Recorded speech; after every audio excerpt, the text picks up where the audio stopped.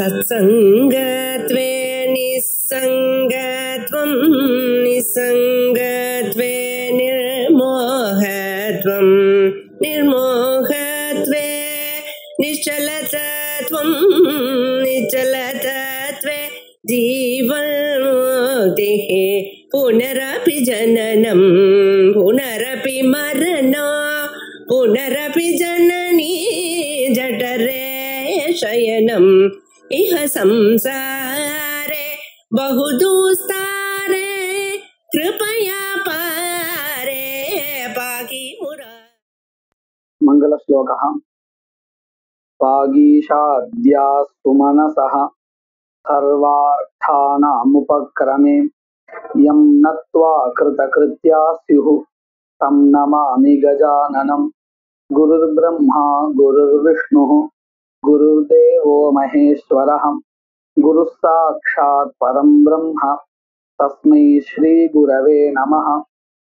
सूर्यनारायणं वन्दे देवीं त्रिपुरसुन्दरीं गुरूनधिगतार्थांश्च निरन्तरमहं भजे। இப்போ நாம பார்க்க இருக்கக்கூடிய விஷயம் வேதஸ்ய பிராமான்ய விசாரः அப்படின்னு இந்த விஷயத்தை பார்க்க போறோம். ததேவம் சோதனா அபர பர்யாயாணாம் விதிவாக்கியானாம் अंशत्रय विशिष्ट भावना विधायकत्वात् प्रामाण्यम। சோதனா சாப்தி பாவனா. இந்த சோதனாவுக்கு இன்னொரு ஒரு பெயர் உண்டு, விதிஹி. சோதனா அபர பர்யாயானாம் விதி வாக்கியானாம். அதுவும் எப்பேற்பட்ட வாக்கியங்கள் அப்படின்னு கேட்டா, अंशत्रय विशिष्ट भावना विधायकत्वात्. இந்த விதி வாக்கியங்கள்ல சாப்தி பாவனாவை சொல்லக்கூடியதான பதமும் இருக்கு, ஆர்த்தி பாவனாவை சொல்லக்கூடியதான பதமும் இருக்கு. அதுல விதி வாக்கியம் விசேஷமாக சாப்தி பாவனையை சொல்லக்கூடியதான பிரத்யத்தை கொண்டிருக்கு. ஏன்னா ஆர்த்தி பாவனாவை சொல்லக்கூடிய பிரத்யா ஆக்கியாத பிரத்யா அது சாமானிய வாக்கியங்கள்லயும் இருக்கு. விதி வாக்கியங்கள்ல விசேஷமாக ஆர்த்தி பாவனாவை சொல்லக்கூடியதான ஆக்கியாதாம்சம் இருக்கிறது போல அங்கே விசேஷமாக சாப்தி பாவனாவை சொல்லக்கூடியதான லிங்கம்சம் இருக்கு. அப்போ இப்படி லிங்கம்சத்தை கொண்டதான இந்த விதி வாக்கியம் இருக்கே, அந்த விதி வாக்கியம் அம்சத்ரய விசிஷ்ட பாவனா விதாயகத்வாத், அம்சத்ரயத்துடன் கூடிய சாத்திய சாதன இதி கர்த்தவியதான்னு சொல்லக்கூடியதான 3 விதமான அம்சங்களுடன் கூடிய சாப்தி பாவனா விதாயகத்வாத் போதகத்வாத் பிராமான்யம். இதற்கு விதி வாக்கியங்களுக்கு பிராமான்யம் இருக்கு. உத்பிதாதீனாம் நாமதயா, வேதத்துல இருக்கக்கூடியதான ஒவ்வொரு அம்சத்தையும் எடுத்துண்டு அந்த ஒவ்வொரு அம்சத்துக்கும் ஒவ்வொரு பிரிவுல இருக்கக்கூடிய அந்த வாக்கியங்களுக்கும் எப்படி பிராமான்யம்னு இங்க சொல்லி கொடுத்துருக்கார். அதுல முதல்ல விதி வாக்கியங்களுக்கு எப்படி தர்மத்துல பிராமான்யம் அப்படிங்கிறத சொல்லி கொடுத்துட்டார். ரெண்டாவது நாமதேய பதங்களுக்கு உத்பித் அக்னிஹோத்திரம் முதலிய நாமதேயங்கள் இருக்கே, அவைகளுக்கு எப்படி தர்மத்துல பிராமான்யம் அப்படிங்கிறத சொல்லி கொடுக்கிறார். உத்பிதாதீனாம் நாமதயா, அதாவது விதேய அர்த்த பரிச்சேதகதயா, விதேயமாக இருக்கக்கூடிய கர்மாக்கள், அந்த கர்மாக்களை மற்ற கர்மாக்களை காட்டிலும் இது வேறான கர்மான்னு காண்பிக்கிறதின் வழியாக இந்த நாமதேயங்கள் பிராமான்யம் ஆகின்றன, பிராமான்யத்தை அடைகின்றன. அடுத்தது அர்த்தவாதானாம் விதேய பிராசஸ்திய பரதயா, அர்த்தவாத வாக்கியங்கள் விதியினால விதிக்கக்கூடியதான கர்மாக்கள் இருக்கே, அவைகளுடைய பிராசஸ்தியங்களை சொல்லிக்கொண்டு அந்த அர்த்தவாத வாக்கியங்கள் தர்மத்துல பிரமாணமாக ஆகின்றன. இந்த வழியாக அர்த்தவாதங்களுக்கு பிராமான்யம் கிடைக்கிறது. அத போல மந்திரானாம் அனுஷ்டேய அர்த்தஸ்மாரகதையா, மந்திரங்களுக்கு எப்படி பிராமான்யம் அப்படின்னு கேட்டா, அனுஷ்டான காலத்துல இருக்கக்கூடியதான அர்த்தா, தேவதாவோ திரவியமோ இந்த மாதிரியான அங்கங்களை ஸ்மரணம் பண்ணி கொடுக்கறதின் வழியாக மந்திரங்களுக்கு பிராமான்யம் கிடைக்கிறது. இது இப்படி வேதத்துல இருக்கக்கூடிய அத்தனை பாகங்களுக்கும் பிராமான்யம், தர்மத்துல பிராமான்யம் இருக்கு அப்படிங்கிறது தெரிகிறது. இது கிருத்னஸ்ய வேதஸ்ய, முழுவதுமான வேதத்திற்கு அலௌகிகே, லௌகிக பிரமாணங்கள்னால தெரிந்து கொள்ள முடியாத தர்மாதர்மாக்கே அர்த்தே பிராமான்யம் ஸ்திதம். லௌகிக பிரமாணங்கள் எவைகள் உண்டோ இந்த பிரமாணங்கள் பிரத்யக்ஷமான விஷயங்களை தான் கிரகிச்சிருக்கும். இந்திரியாதி பிரமாணங்கள், அதனால இந்த பிரத்யக்ஷ பிரமாணங்களினால, இந்திரியாதி லௌகிக பிரமாணங்களினால தர்மஹாவோ அதர்மஹாவோ தெரிந்து கொள்ள முடியாது. ஏன்னா தர்மஹாவோ அதர்மஹாவோ அதீந்திரியமாக இருக்கு. இந்த பிரத்யக்ஷ பிரமாணத்தை மூலமாக கொண்டுதான் அனுமானமோ உபமானமோ இந்த பிரமாணங்கள் எல்லாம் பிரவர்த்திக்கும். பிரத்யக்ஷத்துக்கே இங்க பிராமான்யம் கிடையாது, தர்மே பிராமான்யம் இல்லை அப்படின்னு சொல்லியாச்சுன்னா, அதை வைத்து கொண்டு பிரவர்த்திக்க கூடியதான அனுமானத்திற்கோ உபமானத்துக்குமோ இங்க வாய்ப்பே இல்லை. ஒரே ஒரு பிரமாணம் தான் இங்க இருக்கு, சப்தஹா. அதுவும் எப்பேற்பட்ட சப்தஹா? இந்த ஸ்ருத்யாத்மகா சப்தஹா. இதுதான் மொத்த வேதத்துக்கும் பிராமான்யம் இருக்குன்னு வச்சுன்னு சொல்லி கொடுத்தார். இப்படி கிருத்னஸ்ய வேதஸ்ய அலௌகிகே, அலௌகிகே அப்படிங்கிறது எங்க விசேஷம் கேட்டா தர்மத்துக்கும் அதர்மத்துக்கும். அலௌகிகே, லௌகிக பிரமாணத்தினால தெரிந்து கொள்ள முடியாததான தர்மத்தின் விஷயத்திலும் அதர்மத்தின் விஷயத்திலும் கிருத்னஹா வேதஹா, வேதம் முழுவதும் பிரமாணமாக இருக்கிறது, வேதம் முழுவதற்கும் பிராமான்யம் கிடைக்கிறது. இது ஸ்திதம் அப்படிங்கிறதாக வேத பிராமான்யத்தை நிரூபித்தார். அடுத்தது, இந்த வேதத்தை மூலமாக கொண்டு ஸ்மிருதிகளும் தர்மத்துக்கு பிரமாணமாக ஆகின்றன அப்படிங்கிறத சொல்ல போறார். மன்வாதி பிரணீதானாம் ஸ்மிருதீனாம் அப்படி வேதமூலகத்வாத் தர்மே பிராமான்யம். எந்த மாதிரியான தர்மே? சியாத் அஷ்டகாதௌ, அஷ்டகா ஸ்ராத்தம் அப்படின்னு ஸ்மிருதியில சொல்லப்பட்ட ஸ்ராத்தம் ஒண்ணு.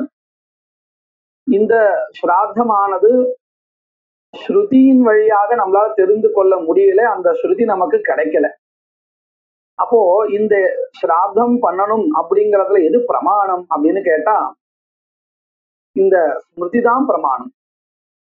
அப்போ நமக்கு என்ன தெரிகிறது? நம்ம முன்னாடியே என்ன சொன்னோம்? ஸ்ருதி தான் தர்மத்துல பிரமாணம் சொன்னோமே, இப்போ ஸ்மிருதியும் பிரமாணம் சொல்லிட்டு இருக்கோமே. அஷ்டகா முதலிய ஸ்ராத்தங்கள் பண்ற விஷயத்துல ஸ்மிருதி தான் பிரமாணம் இப்போ சொல்லிட்டு இருக்கோமே அப்படின்னு கேட்டா, அதற்கு நமக்கு இங்க ஒரு விஷயத்த சொல்லி கொடுக்கிற. மன்வாதி பிரணீதானாம் ஸ்மிருதீனாம் வேதமூலகத்வாத். நேரடியாக ஸ்மிருதி பிரமாணம்னு இங்க சொல்லல, தர்மத்துல ஸ்மிருதியானது நேரடியாக பிரமாணம் அப்படின்னு சொல்லல, வேத மூலகமாக இருப்பதினால் இந்த ஸ்மிருதிகளும் தர்மத்துல பிரமாணமாக ஆகின்றன அப்படிங்கிறத சொல்லி கொடுக்கிறார். அதற்காக மெனக்கட்டு வேத மூலகத்வாத் அப்படின்னு ஹேதுபரமான ஒரு பதத்தை இங்க பிரயோகம் பண்ணிருக்கார். இப்பேற்பட்ட மன்வாதி பிரணீதானாம் ஸ்மிருதீனாம் அப்படி தர்மே பிராமான்யம் அஸ்தி. சரி, எல்லா இடத்துலயும் ஸ்மிருதிக்கும் ஸ்ருதிக்கும் பிரமாணம் உண்டு அப்படின்னு சொன்னா, அப்போ ஸ்மிருதிக்கும் ஸ்ருதிக்கும் என்ன வித்தியாசம் இருக்கு அப்படின்னு ஒரு கேள்வி வருது இல்லையா? அதற்கு தான் பதில் சொல்ற. எந்த இடத்துல ஸ்ருதிக்கு விரோதமான ஸ்மிருதி இல்லையோ அங்கதான் ஸ்மிருதியானது பிரமாணம். ஒரு இடத்துல இப்படி இருக்குன்னு நினைச்சு பார்ப்போம். ஸ்ருதி ஒரு விஷயத்த சொல்றது, ஸ்மிருதி ஒரு விஷயத்த சொல்றது. அதாவது ஒரே விஷயத்த ரெண்டு விதமா பண்ண சொல்லி, இப்போ மேற்கொண்டு ஒரு உதாரணம் வரப்போறது. என்ன உதாரணம் அப்படின்னு கேட்டா, ஔதும்பரீம் ஸ்பிருஷ்டுவா உத்காயே அப்படிங்கிறது ஸ்ருதி வாக்கியம். ஔதும்பரி சர்வா வேஷ்டனீயா அப்படிங்கிறது ஸ்மிருதி வாக்கியம். என்ன அர்த்தம் இதற்கு அப்படின்னு கேட்டா, யாகத்துல இந்த யூபகா வைப்போம் இல்லையா, இந்த யூபத்தை தொட்டுண்டு கானம் பண்ணணும் அப்படின்னு இருக்கு. உத்காயேத் அப்படிங்கிற பதத்தினால தெரிகிறது. இதுல இந்த ஸ்ருதி வாக்கியம் எப்படி இருக்குன்னு கேட்டா, ஸ்பிருஷ்டுவா உத்காயேத் அப்படின்னு இருக்கு. ஸ்பிருஷ்டுவான்னா அதனுடைய 12 அப்படின்னு தெரிகிறது. அப்போ இந்த உத்காதாவானவர் அந்த யூபத்தை தொட்டுண்டு கானம் பண்ணணும்னு ஸ்ருதி வாக்கியத்திலிருந்து தெரிகிறது. ஆனா ஸ்மிருதி வாக்கியம் எப்படி இருக்கு, ஔதும்பரி சர்வா வேஷ்டனீயான் இருக்கு. வஸ்திரத்தை வச்சுட்டு முழுக்க அதை சுத்தி கட்டணும்னு தெரிகிறது. இப்படி ஸ்மிருதி சொன்னபடி நாம ஒருவேளை வஸ்திரத்தை வச்சுட்டு முழுக்க சுத்திட்டோம்னு சொன்னா ஸ்பர்ஷனம் பண்ண முடியாது. அதாவது ஸ்ருதியினால சொல்லப்பட்ட அந்த ஸ்பர்ஷனம் இருக்கே அதை பண்ண முடியாதுன்னு ஆச்சு. இப்படி ஒரு விரோதம் வந்திருக்கு. எதுக்கு? ஸ்ருதி பிரமாணத்தினால சொல்லப்பட்ட ஸ்பர்ஷனத்துக்கும் ஸ்மிருதி பிரமாணத்தினால சொல்லப்பட்ட வேஷ்டனத்துக்கும் விரோதம் வந்திருக்கு. இந்த இடத்துல நம்ம கவனிக்க வேண்டியது எது அப்படின்னு கேட்டா, ஸ்ருதியும் தர்மத்துல பிரமாணம், ஸ்மிருதியும் தர்மத்துல பிரமாணம்னு சொல்லியிருந்தாலும் ஸ்ருதிக்கு விரோதமான ஒரு ஸ்மிருதி இருக்குமே ஆனால் அந்த இடத்துல அந்த ஸ்மிருதி பிரமாணம் இல்லை. ஏன்னு கேட்டா, ஸ்மிருதிங்கிறது சாட்சாத் பிரமாணமாக ஏற்றுக்கொள்ளப்படலை, வேதம் மூலகமாகத்தான் பிரமாணம்னு ஏற்றுக்கொள்ளப்பட்டிருக்கு இல்லையா? அப்பேற்பட்ட அந்த மூலமான ஸ்ருதியே ஸ்பர்ஷனத்தை தான் சொல்றதுன்னா, நம்ம ஸ்மிருதியை பார்த்துண்டு ஸ்பர்ஷனம் பண்ணணுமா அல்ல ஸ்மிருதியை வச்சுண்டு வேஷ்டனம் பண்ணணுமான்னு அந்த கேள்வியே தப்புன்னு ஆயிடும் இல்லையா? அப்ப நமக்கு என்ன தெரிகிறது, ஸ்மிருதி தர்மத்துல பிரமாணம் அப்படின்னு சொன்னாலும் கூட எல்லா இடத்துலயும் இல்ல, ஸ்ருத்யவிருத்தமான ஸ்மிருதி எது உண்டோ அதுதான் தர்மத்துல பிரமாணம் அப்படின்னு ஒரு விஷயம் தெரிகிறது. அததான் இங்க கிரந்தகாரர் சொல்லிக் கொடுக்கிறார். ஔதும்பரி சர்வா வேஷ்டயிதவ்யா இதி ஸ்மிருதி அப்பிரமாணம். ஏன்? ஔதும்பரீம் ஸ்பிருஷ்டுவா உத்காயேத் இது பிரத்யக்ஷ ஸ்ருதி விருத்தத்வாத். பிரத்யக்ஷ ஸ்ருதிக்கு இது விரோதமாக இருப்பதினால் அதனால ஸ்மிருதி வாக்கியம் இங்கே பிரமாணம் அல்ல. ஏன்? ரெண்டும் விரோதமானது. சர்வ வேஷ்டனம் ஸ்பர்ஷனம் ரெண்டும் பண்ண முடியுமான்னு முடியாது. அதுதான் சொல்லிக் கொடுக்கிறார். சர்வ வேஷ்டனே சதி ஸ்ருத்யுக்த ஸ்பர்ஷனஸ்ய கர்த்தும் அசக்கியத்வாத். முழுக்க நாம அந்த வேஷ்டனம் பண்ணிட்டோம்னு சொன்னா, வஸ்திரத்தை வச்சு கட்டிட்டோம்னு சொன்னா ஸ்பர்ஷனத்தை பண்ண முடியாது. அதனால இங்க ஸ்ருதிதான் பிரமாணம், விருத்தமான ஸ்மிருதி பிரமாணம் அல்ல. ஒரு காரணம் காமிச்சு கொடுத்தார். இதே மாதிரி ஸ்ருதிக்கு விரோதமா இல்லாமல் இருந்தாலும் கூட ஒரு சில இடங்கள்ல ஸ்மிருதியானது பிரமாணம் ஆகாது. ஏன் அப்படின்னு கேட்டா, அந்த மாதிரி இடங்கள்ல இந்த ஸ்மிருதிக்கு ஸ்ருதி மூலகத்துவம் இருக்காது, அதற்கு பதிலாக வேற லோபாதி மூலகத்துவம் இருக்கும் அப்படின்னு சந்தேகப்படுவதனால அந்த ஸ்மிருதி பிரமாணம் அல்ல. எப்படி? அதற்கு ஒரு உதாரணம். வைசர்ஜன ஹோமியம் வாசகம் அத்வர்யு கிருண்ணாதி இத்தியாதி ஸ்மிருதி அப்பிரமாணம் ஸ்ருத்யர்த்த அவிருத்தத்வே அபி லோப மூலகத்வாத்.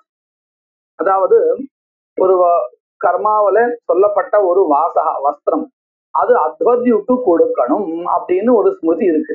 வைசர்ஜன ஹோமியம் வாசகா, வைசர்ஜன ஹோமத்துல உபயோகப்படுத்தப்பட்ட அந்த வாசகா வஸ்திரமானது அத்வர்யுர் கிருண்ணா அதி அத்வர்யு பெற்றுக்கொள்கிறான் அப்படின்னு இருக்கு. அப்படின்னா அவர் கொடுத்துடணும்னு அர்த்தம்னு தெரியறது.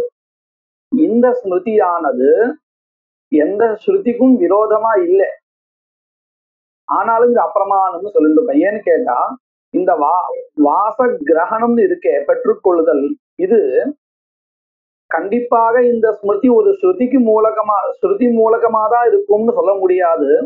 எங்கேயாவது அத்வர்யு அந்த வஸ்திரம் தனக்கு இருக்கட்டும்னு ஒரு ஆசையினால இப்படி ஒரு கல்பனை பண்ணிருக்கலாம் அப்படிங்கிறத சொல்றார். லோப மூலகத்வாத், அதாவது இங்க இந்த வாச கிரகணத்துக்கு ஒரு ஸ்ருதிதான் மூலபூதமா இருக்கும் அப்படிங்கிறது கிடையாது. லோபம் கூட மூலமாக இருக்கலாம்னு சம்பாவிக்கப்படுகிறது. அதனால இந்த ஸ்மிருதி அப்பிரமாணம் அப்படின்னு இந்த கிரந்தக்காரர் சொல்லி கொடுக்கிறார். ஆனா இதுக்கு மேல நிறைய யுக்திகள்லாம் நமக்கு விசாரிச்சாச்சு. லோப மூலகத்துவம் ஒரு இடத்துல சொன்னா எல்லா இடத்துலயும் இந்த மாதிரி தோஷம் வரும். எந்த ஸ்மிருதி தான் பிரமாணம்னு நம்ம எடுத்துக்கொள்ள முடியும்?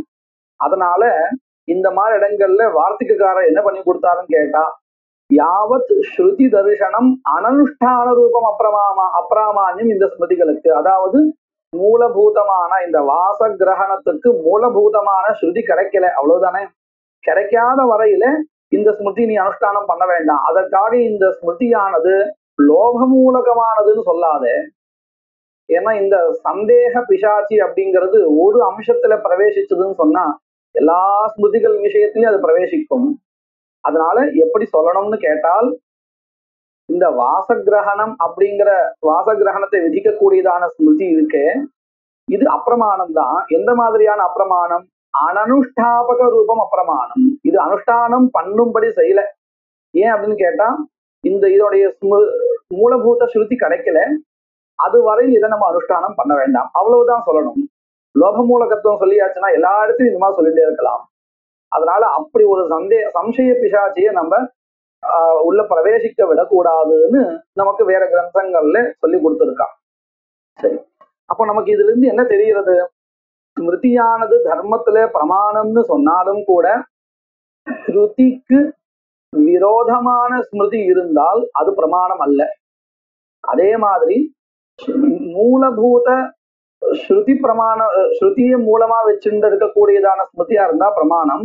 வேற எதையாவது மூலமா வச்சுக்கிறதா இருந்தால் அந்த இடத்துல அந்த ஸ்மிருதி பிரமாணம் அன்று அப்படின்னு நமக்கு தெரிகிறது.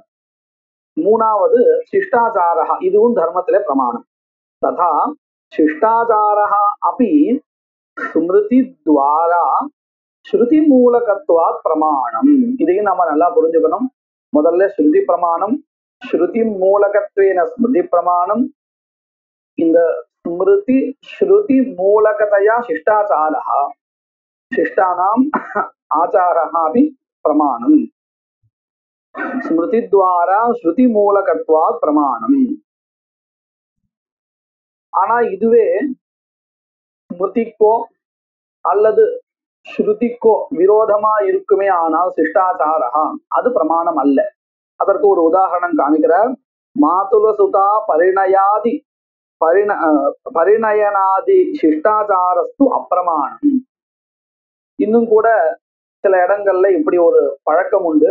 மாதுல சுதா, மாமாவினுடைய பெண்ணை முறை பெண் அப்படின்னு சொல்றது உண்டு, கல்யாணம் பண்ணிக்கிறது உண்டு. இது சாஸ்திரத்துல சொல்லப்படல, இன்னும் அதுக்கு ஸ்மிருதிகள் விரோதமா இருக்கு. ஆனாலும் இது சிஷ்டாச்சாரத்துல இருக்கு. அதாவது பரம்பரையில எங்களுடைய சம்பிரதாயம் அப்படின்னு சொல்லி இப்படி பண்றது உண்டு. இது அப்பிரமாணம். ஏன்னு கேட்டா, இது எப்படி வந்தது? சம்பிரதாயத்துல வந்தது தானே. இதற்கு மூலம் எது? ஸ்மிருதியோ அல்லது ஸ்ருதியோ. ஆனா ஸ்மிருதியே விருத்தமா இருக்கு. மாதுல சுதாம் ஊட்வா மாத்ருகோத்ராம் ததைவச்ச தியக்த்வா சாந்திராயணம் சரேதுன்னு இருக்கு.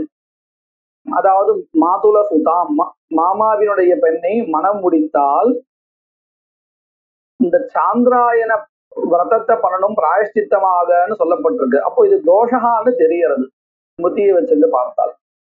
அப்போ இந்த சதாச்சாரா சிஷ்டாச்சாரா இருக்கே, இது ஸ்மிருதி விருத்தமா இருக்குங்கிறதுனாலேயே நமக்கு என்ன தெரியறது? இது அப்பிரமாணம் அப்படின்னு தெரியறது. அதுதான் சொல்ற, மாதுல சுதா பரிணயாதி சிஷ்டாச்சாரஸ்து அப்பிரமாணம்.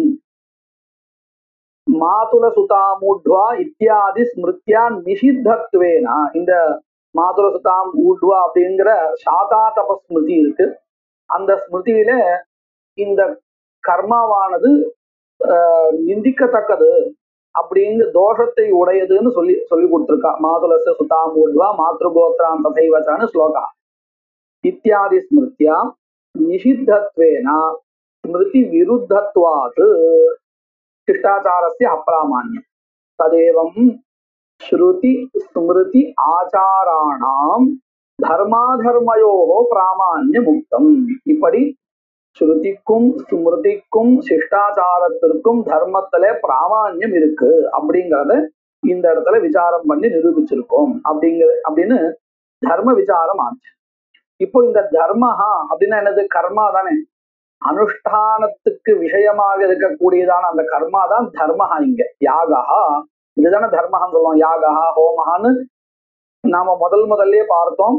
மற்ற தரிசனங்கள்ல விகித கர்மாவிலிருந்து உண்டானதான புண்ணியம் பாபம் இதைத்தான் நம்ம தர்மஹா அதர்மஹான்னு சொல்றோம். ஆனா இந்த சாஸ்திரத்தை பொறுத்த வரையில, இந்த ஸ்ரௌதத்தை பொறுத்த வரையிலேயே சொல்லலாம், விதிக்கக்கூடிய கர்மா எது இருக்கோ இதை பண்ணணும் அப்படின்னு எது விதிக்கப்பட்டிருக்கோ அந்த கர்மா தான் தர்மஹா. எந்த கர்மாவானது பண்ணக்கூடாதுன்னு சொல்லப்பட்டிருக்கோ அதுதான் அதர்மஹா. இப்போ அந்த கர்மா தான் தர்மஹா அதர்மஹான்னு தெரிகிறது. இதுல கர்மாக்கள் எல்லாம் ஒரே, எல்லா கர்மாக்களும் ஒண்ணுதானா இல்ல வெவ்வேறானதா அப்படிங்கிற ஒரு சம்சயம். ஏன் இந்த சம்சயம்? இப்ப பாருங்க, எல்லா கர்மாக்களும் ஒண்ணுதான் அப்படின்னா அப்போ எல்லாத்துலயும் ஏதாவது ஒண்ணு பண்ணா போதும் எல்லாம் பண்ணினதா ஆயிடும் இல்லையா? அப்படி ஒரு சிரமஹா வருது. இன்னொன்னு, சிலது அங்கம்னு சொல்றோம், சிலது பிரதானம் கர்மா அப்படின்னு சொல்றோம். எல்லா கர்மா ஒண்ணுன்னா இதுல எப்படி அங்கம்னு பிரிக்க முடியும், இது பிரதானம்னு எப்படி சொல்ல முடியும்? அப்போ ஒவ்வொரு வாக்கியத்தினால விதிக்கக்கூடிய கர்மாவும் வெவ்வேறானது அப்படின்னு தெரிகிறது. அக்னிஹோத்ரன் ஜுஹோதி அப்படிங்கிற வாக்கியத்தினால விதிக்கப்பட்ட கர்மா வேறு, தர்ஷபூர்ணமாசாபியாம் ஸ்வர்காமோ யஜேதா அப்படிங்கிற வாக்கியத்தினால சொல்லப்பட்ட கர்மா வேறு. இது கூட நமக்கு பளிச்சுன்னு தெரிகிறது. ஏன்னா அக்னிஹோத்ரன் ஜுஹோதின்னு சொல்லப்பட்டிருக்கு, தர்ஷபூர்ணமாசாபியாம் ஸ்வர்காமோ யஜேதான்னு சொல்லப்பட்டிருக்கு. அந்த பதங்களே நமக்கு காமிச்சு கொடுத்துறது இந்த கர்மா வேறானது அப்படிங்கிறத காமிச்சு கொடுக்கறதா நமக்கு தெரிகிறது. தர்ஷபூர்ணமாசாபியாம் ஸ்வர்காமோ யஜேதான் இருக்கு, சோமேன யஜேதான் இருக்கு. இப்போ எல்லா இடத்தையும் யஜேதா தான் இருக்கு. சமிதோ யஜதி அப்படின்னு இருக்கு. எல்லா இடத்தையும் எஜுதாத்து தானே இருக்கு. அப்படி பார்த்தா இங்கெல்லாம் ஒரே கர்மா தானே அப்படின்னு கேட்ட கிடையாது. ஒரு வாக்கியத்தினால விதிக்கப்பட்ட கர்மாவானது மறுபடியும் இன்னொரு வாக்கியத்தினால விதிக்க முடியாது. புதுசா வேற கர்மாவை தான் அது விதிக்கும். அப்படி பார்த்தால் எஜேதான்னு பொதுவா எல்லாத்தையும் ஒரே பதம் கேட்கப்பட்டு இருந்தாலும் வாக்கியத்துல ஒவ்வொரு வாக்கியத்தினால சொல்லப்படுகின்ற கர்மாவும் வெவ்வேறானதுன்னு தெரிகிறது இல்லையா? இப்ப இந்த இடத்துல நமக்கு நல்லா கவனிச்சா தெரியும், அக்னிஹோத்ரன் ஜுஹோதி தர்ஷபூர்ணமாசாபியாம் ஸ்வர்காமோ யஜேதா இந்த ரெண்டு வாக்கியத்தினாலையும் சொல்லப்படுற கர்மா வெவ்வேறானது அப்படின்னு நான் சொல்லும் பொழுது அங்கேயே ஒண்ணு காமிச்சேன். ஜுஹோதி அப்படின்னு ஹூ தாத்துனால சொல்லப்பட்டிருக்கு, தர்ஷபூர்ணமாசாபியாம் ஸ்வர்காமோ யஜேதா அப்படிங்கிறதுல எஜு பதத்தினால சொல்லப்பட்டிருக்கு. அதனால பளிச்சுன்னு நமக்கு தெரிஞ்சிடுறது, கர்ம பேதம் தெரிஞ்சிடுறது அப்படின்னு சொன்னோம். இப்போ இங்க ஒவ்வொரு வாக்கியத்தினாலும் விதிக்கக்கூடிய கர்மா வெவ்வேறு அப்படின்னு நமக்கு எதனால தெரிஞ்சது? அந்த சப்தத்தினாலே தெரிஞ்சிருது, சப்தாந்தரத்தினாலே. அப்படின்னு அர்த்தம், அக்னிஹோத்ரன் ஜுஹோதிங்கிற இடத்துல ஹூ தாத்து இருக்கு, அங்க வேற சப்தா இருக்கு. அதே மாதிரி தர்ஷபூர்ணமாசாபியாம் ஸ்வர்காமோ யஜேதா அப்படிங்கிற இடத்துல எஜு தாத்து இருக்கு. இப்படி ஒவ்வொரு சப்தாவே வேற இருக்கு. சப்தாந்தரம் அந்த வாக்கியத்துல அக்னிஹோத்ரன் ஜுஹோதிங்கிற வாக்கியத்துல, இன்னொரு ஒரு சப்தா இந்த வாக்கியத்துல தர்ஷபூர்ணமாசாபியாம். அப்போ இங்க சப்தம் வெவ்வேறானது அப்படிங்கிறதுனாலே நமக்கு தெரிஞ்சிடுறது கர்மா வேறானது தெரிஞ்சிடுறது, கர்ம பேதா தெரிஞ்சிடுறது. அடுத்தாப்புல பாருங்க, சமிதோ எஜதி தனோட பாதம் எஜதி, இங்கெல்லாம் எஜத்தின்னு தான் வருது. நமக்கு அந்த சப்த பேதாவும் இல்லை. ஆனாலும் இங்க கர்ம பேதா இருக்குன்னு சொல்றோம். ஏன் சொல்றோம் அப்படின்னு கேட்டா, அபியாசத்தினால. அப்படின்னு என்னது? சமிதோ எஜதிங்கிற இடத்துல எஜதி பதத்தால ஒரு கர்மா விதிச்சாச்சு. மறுபடியும் தனூன பாதம் எஜதிங்கிற இடத்துல எஜதி பதத்தினால முன்னாடி சொல்லப்பட்ட சமிதோ எஜதிங்கிற வாக்கியத்தினால சொல்லப்பட்ட கர்மாவே இங்கேயும் சொல்றதுன்னு சொல்ல முடியாது. ஏன்னா நம்ம பார்த்துருக்கோம் இல்லையா, ஒவ்வொரு வாக்கியம் ஒவ்வொரு தனிப்பட்ட கர்மாவை தான் சொல்லும், கர்ம விசேஷத்தை தான் சொல்லும். அப்போ தனூன பாதைங்கிறதுங்கிற இந்த வாக்கியத்துல இருக்கக்கூடிய எஜதி பதம் வேற ஒரு கர்மாவை தான் சொல்லும். அடுத்தது சுவாகாரங்கிறதுங்கிற வாக்கியம் வேற கர்மாவை தான் சொல்லும். இப்படி இந்த இடத்துல இந்த அபியாசகா இருக்கு இல்லையா, ஒரே சப்தத்தை புனః சொல்றதுனால இதுவே நமக்கு எதை காமிச்சு கொடுத்துறது, கர்ம பேதத்தை காமிச்சு கொடுத்துறது. இப்போ முதல்ல கர்ம பேதத்தை காமிச்சோமே அதற்கு சப்தாந்தரம் காரணம்னு சொன்னோம். ரெண்டாவது நம்ம கர்ம பேதத்தை காமிச்சோமே அதுக்கு அபியாசகா காரணம் அப்படின்னு சொன்னோம்.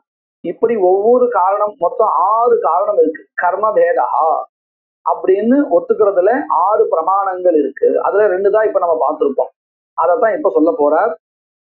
சச்ச தர்மஹா, அதாவது இந்த ஸ்ருதி ஸ்மிருதி சிஷ்டாசாரா இவைகளால சொல்லப்படுகின்ற தர்மஹா பரஸ்பரம் பின்னஹா, ஒவ்வொரு கர்மாவை காட்டிலும் மற்றொரு கர்மாவானது வெவ்வேறானதுதான்.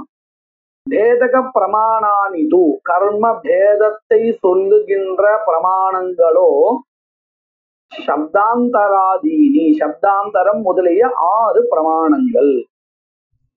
ததாஹி யாக தான ஹோமானாம் யஜதி ததாதி ஜுஹோதி பர்யாய சப்த பிரதிபாத்யத்வாத் சப்தாந்தராத் பேதஹ.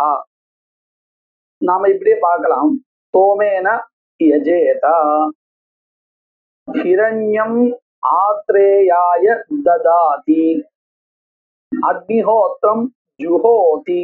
இப்ப நம்ம 3 வாக்கியங்களை பார்த்தோம். சோமேன யஜேதா அப்படிங்கிறதுல எஜு பதம் இருக்கு. அடுத்தது 2வது அங்க சொன்னோம் ஹிரண்யம் ஆத்ரேயாய ததாதின்னு சொன்னோம். 3வது என்ன சொன்னோம், அக்னிஹோத்திரம் ஜுஹோதி. இப்போ நம்ம இது வாக்கியங்களுக்கு அர்த்தம் தெரிகிறதோ இல்லையோ, எதிரில கேட்கிறவர்கிட்ட நம்ம இந்த 3 வாக்கியங்களால சொல்லப்படுகின்றதான கர்மா ஒன்னா வெவ்வேறானதா அப்படின்னு கேட்டா, நம்ம இந்த வாக்கியங்கள் சொன்ன மாத்திரத்திலேயே அவர் புரிஞ்சுட்டு பதில் சொல்லிடுவார், இங்க கர்மா வெவ்வேறானதுதான். ஏன் பளிச்சுன்னு தெரிகிறது. ஒரு இடத்துல எஜேதான்னு சொல்றோம், ஒரு இடத்துல ததாத்தின்னு சொல்றோம், அதாவது தானம் விதிக்கப்படுறதுன்னு சொல்றோம். முதல்ல சோமேன எஜேதா அப்படிங்கிறத யாகா விதிக்கப்படுறதுன்னு சொல்லிட்டோம். 2வது ததாதிங்கிற சொல்ற இடத்துல தானம் விதிக்கப்படுறதுன்னு தெரிகிறது. அக்னிஹோத்திரன் ஜுஹோதிங்கிற வாக்கியத்துல ஹோமஹா விதிக்கப்படுறதுன்னு தெரிகிறது. இப்படி இந்த வாக்கியங்களை கேட்ட மாத்திரத்திலே இதுல இருக்கவர் சொல்லிடுவார் என்னன்னு, இங்கெல்லாம் வெவ்வேறு கர்மாக்கள் தான் விதிக்கப்படுகிறது. சாப்பிடுறான், தூங்குறான், நடக்கிறான், ராமன் நடக்கிறான், ராமன் தூங்குகிறான், ராமன் பேசுகிறான்.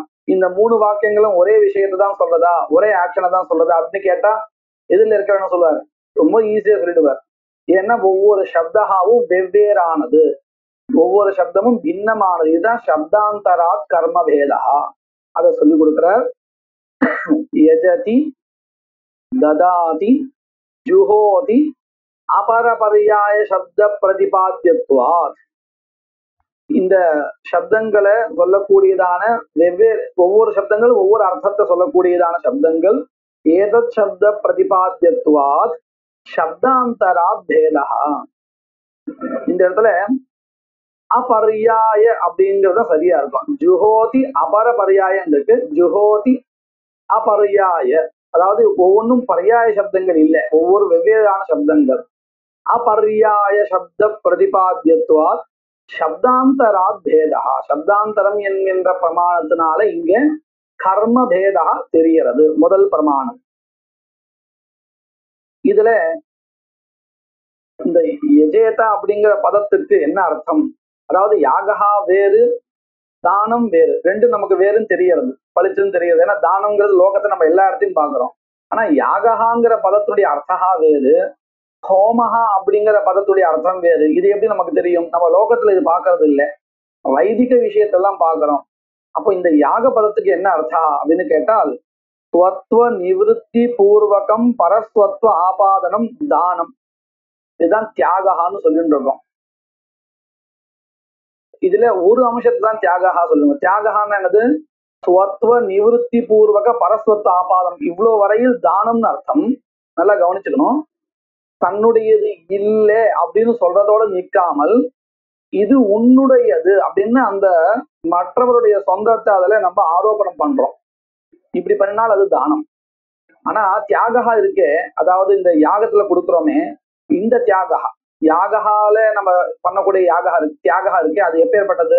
சொற்ப நிவர்த்தி தான் உண்டு, பரஸ்வத்வ ஆபாதனம் கிடையாது. ஏன்னா தேவதைகளுக்கு, சப்தஸ்வரூபமாக இருக்கக்கூடிய தேவதைகளுக்கு சரீரம் கிடையாதுங்கிறதுனால அவர்கள் அதை எடுத்துக்கிறது கிடையாது.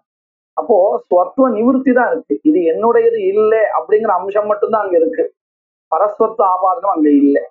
ஆனா தானத்துல அது ரெண்டும் உண்டு, ஸ்வத்வ நிவர்த்தியும் உண்டு, பரஸ்வத்வ ஆபாதனமும் உண்டு. இது என்னுடையது இல்லைன்னு தன்னுடைய ஸ்வத்வம் இருக்குமே, அந்த சொந்தம் அப்படின்னு சொல்றோமே, அதை நீக்கி மற்றவர்களுடைய சொந்தத்தை அதுல வர வழைக்கணும். இதுதான் தானம். ஹோமஹா அப்படிங்கிறது இப்பேற்பட்ட தியாகம் செய்யப்பட்ட திரவியத்தை விஹித தேசத்துல, குறிப்பிடப்பட்ட இடத்துல வைத்தல், இதுதான் ஹோமஹா.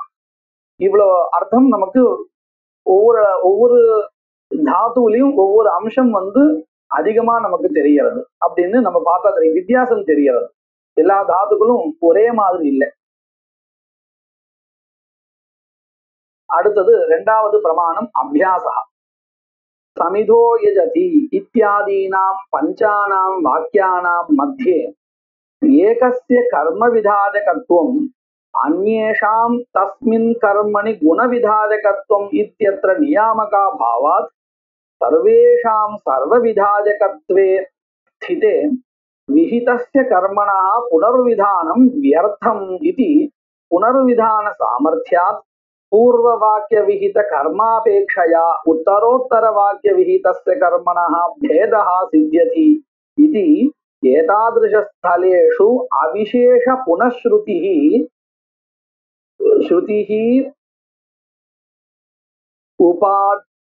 श्रुतिरूपात् अविशेष पुनःश्रुतिरूपात् यजति पद अभ्यासात् कर्म भेदः என்ன சொல்லி கொடுக்கிறார்?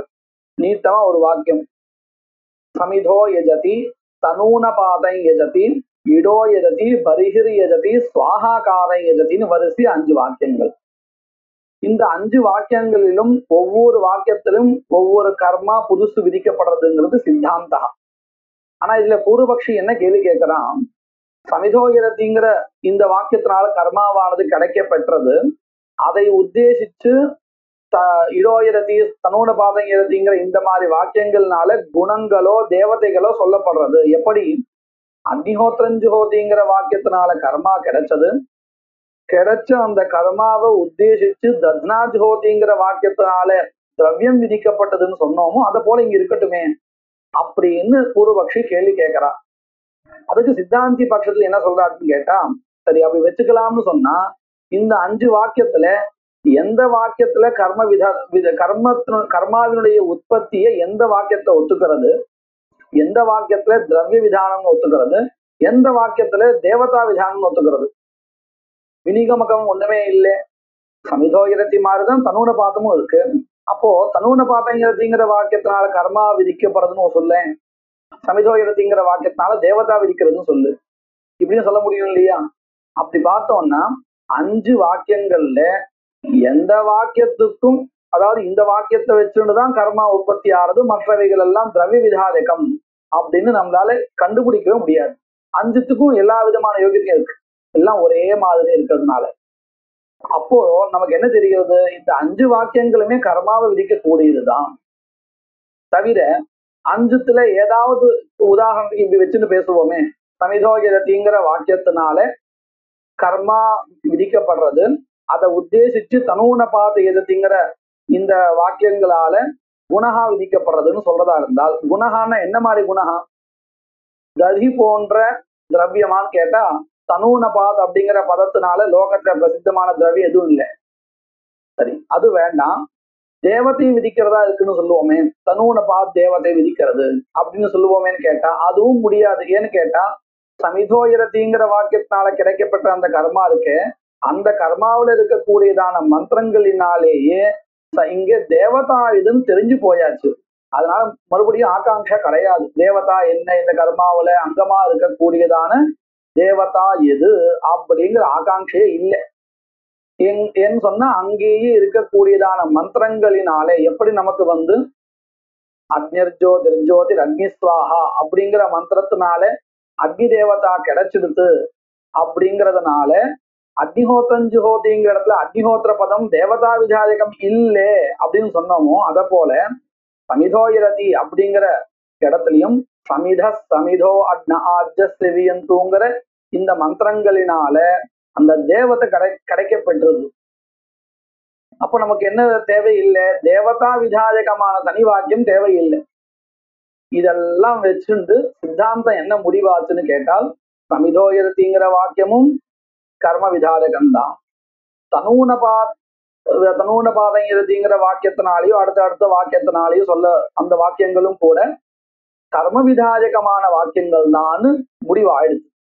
இப்படி 5 வாக்கியங்களுமே கர்மாவை தான் விதிக்கிறது அப்படின்னு சொல்லியாச்சுன்னா நம்மளால இப்படி சொல்ல முடியாது.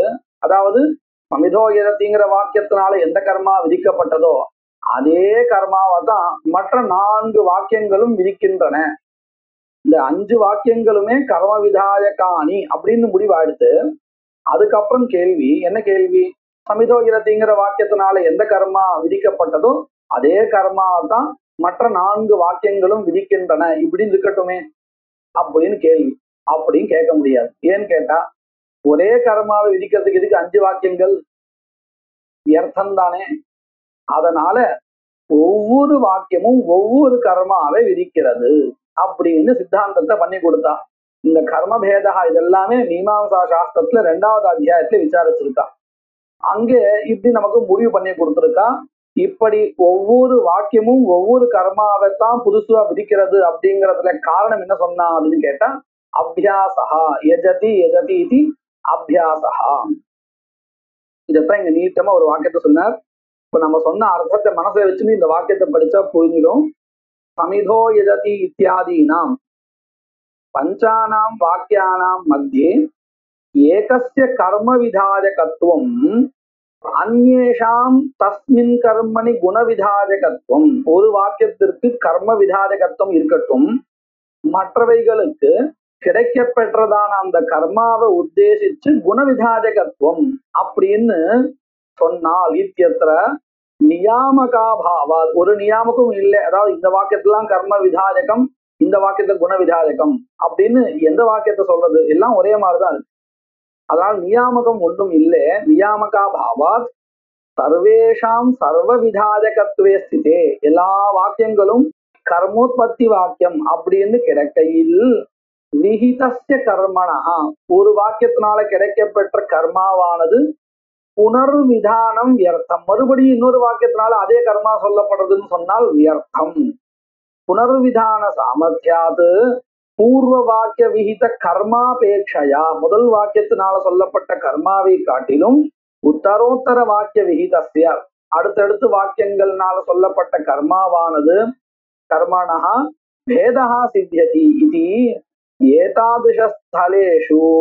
இந்த மாதிரியான அபியாசம் யஜதி யஜதிங்கிறதான ஒரே சப்தம் மறுபடியும் மறுபடியும் கேட்கப்பட்டால் அவிசேஷ புனஸ்ருதி, அதாவது ஏதாவது விசேஷமா திரவியத்து விதிக்கா வந்தது அல்லது தேவதையை சொல்றதுக்காக வந்ததுன்னு சொன்னா பரவாயில்லை, நம்ம அப்படி ஒத்துருக்கோம். எங்க அக்னிஹோத்திரம் ஜுஹோதிங்கிற இடத்துலயும் ஜுஹோதி பதத்தினால அக்னிஹோத்திர ஹோமம் தான் சொல்லப்படுறது. தத்னா ஜுஹோதிங்கிற இடத்துலயும் ஜுஹோதி பதத்தினால அக்னிஹோத்திர ஹோமஹா தான் சொல்லப்படுறதுன்னு சொல்றோம். அக்னிஹோத்திரன் ஜுஹுயாத் சொர்க்க காமஹாங்கிற இடத்துலயும் ஜுஹுயாத் பதத்தினால அக்னிஹோத்திர ஹோமம் தான் சொல்றதுன்னு சொன்னோம். அப்ப எப்படி அங்க ஜுஹுயாத் ஜுஹுயாத் ஜுஹோதின்னு ஒவ்வொரு பதத்தினாலையும் ஒரே ஹோமத்தை சொல்றேன்னு கேட்டா அங்க நல்லா கவனிச்சா தெரியும். ஒவ்வொரு வாக்கியத்திலையும் புதுசா அங்க தெரிஞ்சுக்க வேண்டியது ஒவ்வொன்னு இருந்தது. அக்னிஹோத்திரன் ஜுஹோதிங்கிறதுல கர்மா புதுசு, தத்னா ஜுஹோதிங்கிறதுல திரவியம் புதுசு, அக்னிஹோத்திரன் ஜுஹுயா சொர்க்க காமஹா அப்படிங்கிறதுல சொர்க்க சம்பந்தா புதுசு. ஆனா இங்க அப்படி எதுவுமே இல்லை. இங்க சொல்றதா இருந்தா தேவதையை தான் சொல்லணும், அதுவும் மந்திரத்தினால கிடைச்சிடுறது. அப்போ ஒவ்வொரு வாக்கியத்தினாலையும் புதுசு புதுசா கர்மாவானது விதிக்கப்படுறது. அப்போ அபியாசத்தினால இந்த இடத்துல கர்ம பேதா தெரிகிறது. அதுவும் எப்பேற்பட்ட அபியாசா அப்படின்னு கேட்டா அனன்யபர விதி புனஸ்ரவணம்னு சொல்லுவோம். திரவிய தேவதாதி அவிதாயக விதி இருக்கே புனஸ்ரவணம், விதி புனஸ்ரவணம் வாக்கிய பேதே காரணம். இதுதான் அபியாசாத் கர்ம பேதா. அடுத்தது 3வது சங்கையா கர்ம பேதா அப்படின்னு. திஸ்ர ஆஹுதீர் ஜுஹோதின்னு உதாகரணம். திஸ்ர ஆஹுதீர் ஜுஹோதி இத்யத்ர जुहोति पद अभ्यासा भावे अपि जुहोति इत्यर्थे होमे त्रित्व संख्यायाः अन्वयात् परस्परं भिन्नाः त्रयः होमाः इति संख्यया अत्र कर्म भेदः. இந்த இடத்துல திஸ்ர ஆஹுதீர் ஜுஹோதி அப்படின்னு ஒரு ஜுஹோதி பதம் தான் இருக்கு. அப்ப எப்படி இங்க கர்ம பேதா அப்படின்னு கேட்டா, த ஹூ தாத்வர்த்தா ஹோமஹ, இந்த ஹோமத்துக்கு விசேஷனம் என்னது அப்படின்னு கேட்டால் த்ரித்வ சங்கியா, திஸ்ரஹா ஆஹுதி அப்படின்னு பதம் இருக்கு இல்லையா, அதுல இருந்து என்ன தெரிகிறது, இந்த ஹோமஹா 3 தடவை பண்ண வேண்டியதுன்னு தெரிகிறது. இந்த த்ரித்வ சங்கியா இருக்கே, அது எங்க போய் சேர்றது விசேஷனமாக, தாத்வர்த்தத்துல போய் சேர்றது. எப்பொழுதுமே ஒரு விஷயத்த நல்லா மனசு வாங்கிக்கணும். ஒரு விசேஷனம் நம்ம கொடுக்குறோம்னு சொன்னாலே அது இதர வியாவர்த்தகம் தான். என் பக்கத்துல ஒரு ராமன் இருக்கான், இந்த பக்கத்துல ஒரு ராமன் இருக்கான், நான் இங்க பக்கத்துல இருக்கிற பார்த்து சொல்றேன் அயம் சுந்தரஹா ராமஹா அல்லது அயம் அத்தியந்தம் சாதுகு ராமஹா அப்படின்னு நான் சொல்றேன். அப்போ இதுல இருந்து என்ன தெரிகிறது, இவனை காட்டில அவன் கொஞ்சம் முரடன்னு தெரிகிறது இல்லையா. நான் சொல்லவே இல்லையே, அப்படி சொல்லலைன்னாலும் இந்த ராமனுக்கு ஒரு விசேஷனம் சேர்த்ததுனாலேயே அவனை காட்டிலும் இவர் வேறானவர் அப்படின்னு தெரிஞ்சு போயிடுதா இல்லையா. அப்ப இந்த விசேஷனம் என்ன பண்றது, வியாவர்த்தனம் பண்றது. அப்ப இந்த த்ரித்வ சங்கியா எதுல போய் சேர்ந்திருக்கு, பூதாத்வர்த்தமான ஹோமத்துல போய் சேர்ந்திருக்கு. இப்போ அங்க போய் சேர்ந்தா என்ன பண்ணும், வியாவர்த்தனம் பண்ணும். அப்படி பார்த்தோம்னு சொன்னா இந்த சங்கியாவானது முதல்ல தாத்வர்த்த பேதத்தை சொல்லி கொடுத்துடுறது. தாத்வர்த்த பேதா வந்ததுக்கு அப்புறம் கர்ம பேதா நமக்கு தெரிஞ்சிடுறது. அதுதான் சொல்லி கொடுக்குறான். திஸ்ர ஆஹுதீர் ஜுஹோதி இத்யத்ர ஜுஹோதி பத அபியாசா பாவேபி. போன உதாரணத்துல சமிதோ யஜதி தனுணபாத யஜதின்னு சொல்லிட்டே இருந்தோம்.